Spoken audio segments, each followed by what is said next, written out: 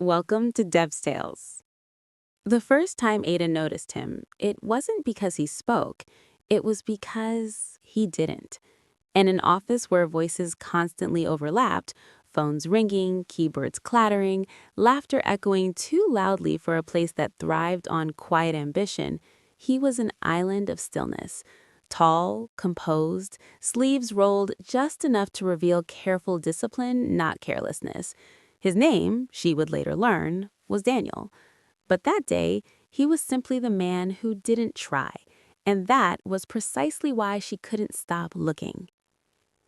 Ada had built her life on control. Every email she sent was deliberate. Every meeting she attended, strategic.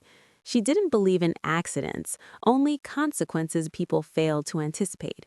So when she found herself watching Daniel from across the conference room, something in her chest tightening in a way that felt inconvenient, she immediately dismissed it. Attraction was a distraction, and distractions were dangerous. But Daniel, he was worse than a distraction. He was a mystery. Their first interaction was almost laughably ordinary. "Your numbers are off." Ada didn't look up immediately. No one spoke to her like that, not without softening it first, wrapping criticism in politeness. When she did raise her eyes, she found him standing beside her desk, calm, unbothered. "My numbers are never off," she replied coolly. A flicker of something, amusement, crossed his face. "Page 12, he said, sliding the file slightly closer to her. "You projected growth based on last quarter's anomaly. It won't hold." He didn't wait for her response, just turned and walked away. Ada stared at the page. Then she frowned. Then, slowly, her lips parted. Because he was right. It should have irritated her. It did irritate her, but not in the way she expected. Instead of anger, there was curiosity, a pull, a quiet, unsettling awareness that someone had seen through her work, her perfect work, with ease. And worse, he hadn't tried to impress her while doing it. Days turned into weeks, and their interactions became inevitable. Small comments, quiet corrections, occasional disagreements that sparked more intensity than either of them openly acknowledged. "You assume people act logically," Daniel said, one evening as they argued over a client strategy. "They should," Ada shot back. "They don't." She leaned forward slightly. "Then they fail." He held her gaze, steady, unflinching. "Or they surprise you." Something about the way he said it made her pulse stumble, because it didn't sound like a theory, it sounded like a warning. The shift happened late one night. The office was nearly empty, the city outside glowing in restless silence. Ada was still at her desk, stubbornly refining a proposal she refused to leave unfinished. She didn't hear him approach this time. "Still here." His voice was softer now, less sharp, less guarded. She glanced up, tired but unwilling to show it. "Some of us don't leave things incomplete." He didn't respond immediately. Instead, he walked around her desk, stopping just close enough to disrupt her carefully maintained space. "You're not fixing the proposal," he said quietly. Her fingers stilled on the keyboard. "You're avoiding something." Ada turned to him slowly. "You don't know anything about me." "No," he admitted, "but I know that look." Her breath caught, just slightly, just enough for him to notice. "And what look is that?" she asked. His gaze dropped just for a second on her lips before returning to her eyes. "The one that says you don't trust yourself to stop." The air between them shifted. It wasn't just tension anymore. It was something deeper, warmer, more dangerous. She should have stepped back. She didn't. Instead, she said, "You talk like you've been there." A pause. Then, quietly, "I have." There it was again, that hint of something beneath his calm exterior, something unresolved, something unfinished. Ada felt it pull at her, unraveling threads she had spent years tying tightly. "Then maybe," she said, her voice softer now, "you should leave before you make the same mistake twice." Daniel didn't move. "If I leave," he said almost gently, "you'll still be here, still pretending you don't feel it." Her heart pounded. "You're very sure of yourself." "No," he said, stepping closer, "just of you." And then everything changed. Because the next morning, Ada walked into the office to find Daniel gone. No explanation, no goodbye, just an empty desk and a silence that felt louder than anything he had ever said. Weeks passed. No one spoke about him much, just vague mentions, transfer, unexpected move, company decision. But none of it felt right, not to Ada, because people like Daniel didn't disappear, they chose when to leave. And then, just when she had almost convinced herself to let it go, he came back. Not as a colleague, but as competition. The conference room felt colder this time. Ada stood at the head of the table, her team behind her, every detail of her presentation flawless.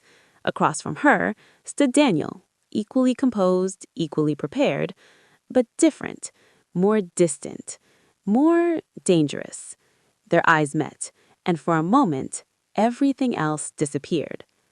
"You didn't say goodbye," she said quietly before the meeting began. "I couldn't." "Why?" A pause. Then, just as softly, "Because I wouldn't have left."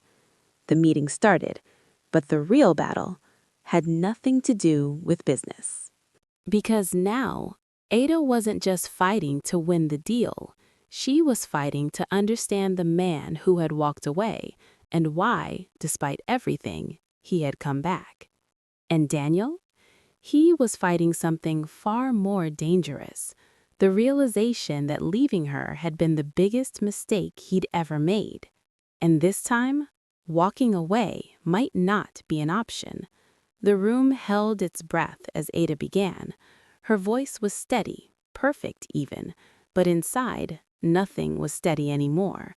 Every word she spoke felt like it had to fight its way through something tangled deep in her chest. She didn't look at Daniel again at first, because she knew if she did, she would lose her rhythm, and she never lost control. Daniel, on the other hand, didn't bother pretending. He watched her. Not the presentation, not the slides, her. The way her fingers tightened ever so slightly around the remote, the subtle pause before she transitioned to the financial projections, the faint tension in her shoulders that no one else in the room seemed to notice, except him. Always him. When it was his turn, the shift was immediate. Daniel didn't try to outshine her. He dismantled her, calmly, precisely, brutally. "Your model assumes compliance," he said, his tone almost conversational, "but the client has a history of deviation under pressure." Ada didn't flinch outwardly, but inside, it felt like a blade sliding between carefully placed armor, because he wasn't just challenging her work, he was anticipating her thinking. "You're basing that on outdated behavior," she countered smoothly. "Their last 2 quarters show a shift toward stability."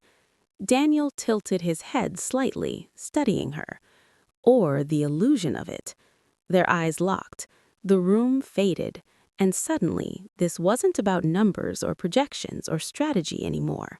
It was about truth, and who was brave enough to face it. They both knew how the meeting would end before it did. Not with applause, not with certainty, but with doubt. Deliberately planted, perfectly executed. The client requested time to review both proposals, a polite way of saying, "We don't know who to trust." Hours later, the office was quiet again. Too quiet. Ada stood by the window in the empty conference room, staring at the city lights. Her reflection looked composed, as always, but her eyes betrayed her. They were restless, searching. "You hate losing." His voice behind her didn't startle her this time. It grounded her. "I haven't lost yet," replied Ada. Daniel stepped closer, but not too close. Not like before. "Not the deal," he said softly. "You." She turned then, slowly. "What does that mean?" A pause. Then, "It means you don't know what you're fighting for anymore." That hit deeper than anything he had said in the meeting, because it wasn't professional, it was personal, and dangerously close to the truth. "You left," Ada said, her voice quieter now, but sharper. "You don't get to come back and act like you understand me. I never stopped understanding you. Then why did you go?" This time, Daniel didn't answer immediately. His jaw tightened just enough for her to notice, because for the first time since she met him, he looked unsure. "I wasn't supposed to meet you," he said finally. Ada frowned. What does that even mean? "It means," he exhaled slowly, like the words cost him something, "I was already working against your company before I ever walked into that office." The silence that followed was deafening. Ada's mind raced. "No," she said, shaking her head slightly. "That doesn't make sense." "It wasn't supposed to," Daniel replied. "You were placed there," she whispered, realization creeping in like something cold and unwelcome. "Yes. To what? Spy on us?" "To understand your strategy," he corrected. "And you just stayed?" She heard her voice tightened. "All that time?" "I was supposed to leave after 2 weeks." Ada let out a short, humorless laugh. "But you didn't." "No." "Why?" This time there was no hesitation. "You." The word lingered between them, heavy, undeniable. "That's not enough," Ada said, but her voice betrayed her. "It wasn't supposed to be," Daniel replied. Everything clicked into place. The corrections, the insight, the way he always seemed one step ahead. He hadn't just been observing her work, he had been studying her, learning her, and somewhere along the line, falling for her. "You used me," she said quietly. "Yes." The honesty hit harder than any lie could ever. "And now?" A beat, then, "I don't know how to stop." For a moment, everything in Ada screamed at her to walk away, to shut it down, to choose logic, control, safety. But instead, she stepped closer. "You don't get to be confused," she said, her voice low, intense. "You made a choice."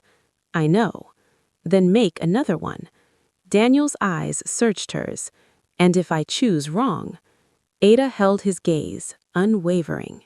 "Then you lose me." The weight of that settled between them. Final. Unavoidable. The next day, the client made their decision. Ada stood in the boardroom, her heart steady but heavy, as the announcement was made. They had chosen Daniel's company. A clean loss. Professional. Definitive. She nodded politely, shook hands, maintained composure, because that's who she was. But later, alone in her office, the silence felt different this time. Not peaceful. Empty. "Hey there, kindly subscribe if you haven't. Thank you for your support." A soft knock broke through her thoughts. She didn't respond, but the door opened anyway. "Daniel, you came to tell me you won?" she asked without looking at him. "No." She finally turned. "Then why are you here?" He stepped forward, slower this time, more deliberate. "Because I didn't." Ada frowned. "That's not what I just heard." "The deal?" he said. "Yes, we got it." "Then I turned it down." The world seemed to tilt slightly. "You what?" "I withdrew our proposal this morning." "Why would you do that?" Her voice sharpened. "Do you have any idea what that costs?" "Yes." "Then why?" Daniel stopped in front of her. Close, but not touching. "Because I chose you." The words hit harder than anything else had. Harder than the betrayal. Harder than the tension. Harder than the truth. Ada's heart pounded. "That doesn't fix anything," she said, but her voice wavered.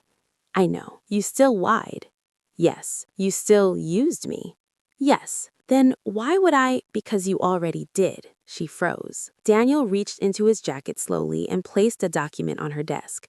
Her eyes dropped to it, then widened. It was the original proposal. Her proposal. Approved. Signed. "But they said they were going to choose us," Daniel said quietly, "until I told them the truth." "What truth?" "That your strategy was stronger." Ada looked back up at him, stunned. You sabotaged your own deal? I corrected a mistake. Her chest tightened. Why? Daniel held her gaze, and for the first time, there was no calculation, no strategy, no hidden layer. Just truth, because I don't want to win a world where you lose. The silence that followed wasn't empty, it was full of everything they hadn't said, everything they had tried to ignore, everything that had led them here. Ada stepped closer, slowly, deliberately. You make very irrational decisions, she said softly. A faint smile touched Daniel's lips. You bring that out in me. She studied him for a long moment. Then, finally, she said, good, and kissed him. But here's the twist neither of them saw coming. 3 months later, Ada resigned. No explanation, no warning, just a quiet, unexpected exit. And Daniel? He didn't follow, because the final truth, the one Ada never told him, was this. She had discovered something in those weeks after the deal, something buried in company records, something Daniel himself didn't know. He hadn't been placed in her company by coincidence, or strategy, or even corporate rivalry. He had been placed there by her. A recruitment decision she made months before they met. A calculated move to bring in someone with his exact profile. She had chosen him first, before she ever knew him, before he ever knew her. And somewhere along the way, the line between strategy and feeling had blurred so completely, she no longer knew which part of it was real. So she left, not because she didn't love him, but because she needed to know if, in a world without careful planning, without calculated proximity, without design, he would still find his way back to her. And somewhere, in a different city, under a different sky, Daniel paused one day, mid-conversation, for no reason he could explain, a strange feeling pulling at him, familiar, unfinished. And for the first time since she left, he smiled, because some connections don't end, they wait. And this one was far from over. Hope you enjoyed this story. Don't forget to like, share, comment your thought, and check out our other videos. Till we meet again.